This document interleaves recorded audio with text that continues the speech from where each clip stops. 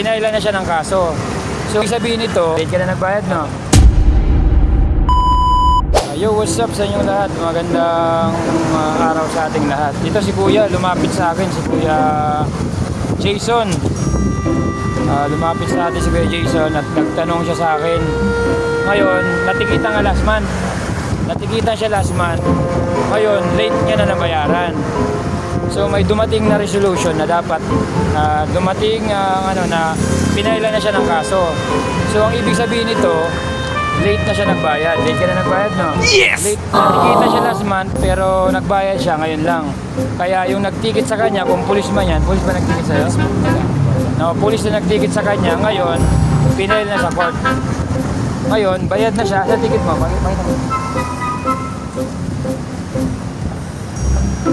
Nagbayad na siya ngayon lang. So, ang ibig sabihin niyan, sir, sasagutin ko na yung tanong mo. Ang ibig sabihin niyan, dahil late ka nagbayad, a-attend ka ng hearing. So, hintayin mo yung hearing ng nung kaso mo itong smoking. Tapos, wag mong walayin yan. Itong resibo mo, ipapakita mo doon na bayad ka na.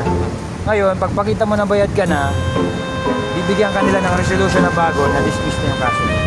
Okay? Huwag mong kahit bayad ka na, guys, kahit bayad na kayo, attend kayo sa hearing at ipakita nyo to para hindi kayo mababa ng waran. Kasi kahit bayad ka na, pag hindi ka umattend ng hearing, nakakababa ng waran. Kasi bakit hindi ka umattend? Okay? Sana nasagot namin ang tanong nyo at sana nasagot namin ang mga tanungan ng ating mga lodi natin, mga kaibigan natin. Nasagot ko pa tanong mo? Apo. Okay, thank you. Tayo doon. Saan ka po umuwi? Ha? Paras. Oh, ingat doon. Ayun, ingat doon guys.